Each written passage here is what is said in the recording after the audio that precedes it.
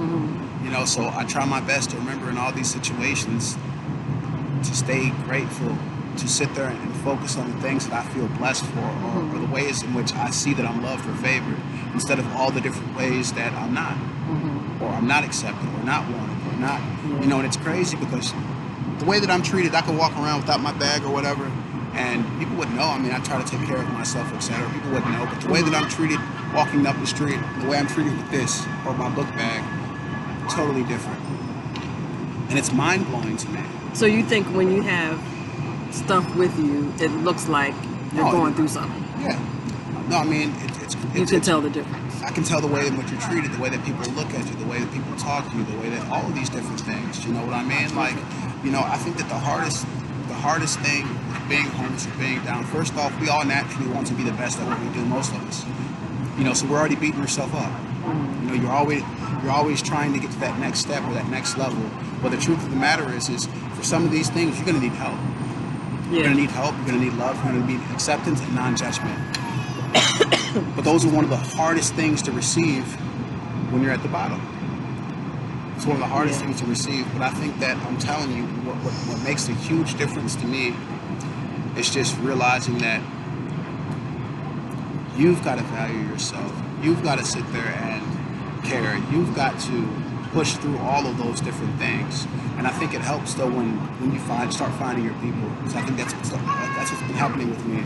Okay. You know, I've been down here about 8-9 months now, and it's crazy. I knew absolutely nobody since I got down here. Well, what made you come to Charlotte in the first place? My girl, well, my ex now. Okay, so you know, she was my best friend for about 5 or 6 years. Okay. You know, and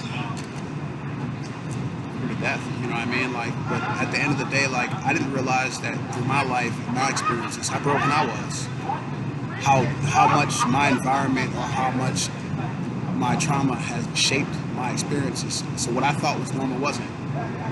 Okay. You know, it's funny because in all my relationships, I'd always had the purest love. I'd always had the highest form of love. You know, until this one.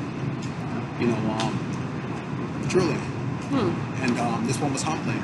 This one, there was no one else to blame. There was no one else I could sit there and say anything. I was the only person I could look at. I'm a firm believer in if somebody is just being themselves and you find anything wrong or triggering or upsetting about them just being them, I look at everyone like a mirror. There's so much that anybody around you can teach you, that you can learn from, just by your initial reaction to people, just your initial feelings, you know what I mean? So, long story short, like, nah, I was the problem. Okay. I knew how to love, I didn't know how to be loved.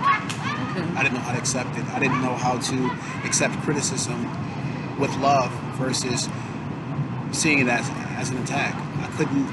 There were so many different things that I learned about myself in this last one, and I can't put it on her. She's an amazing person, you know what I mean? But truth is I had to heal. I had to fix myself. Okay. You know, but coming down here and trying to build a foundation with her and trying to get things right, you know, I created both heaven and hell. We were both of my own making, because at the end of the day, like, no, we literally were entirely happy and we were entirely miserable.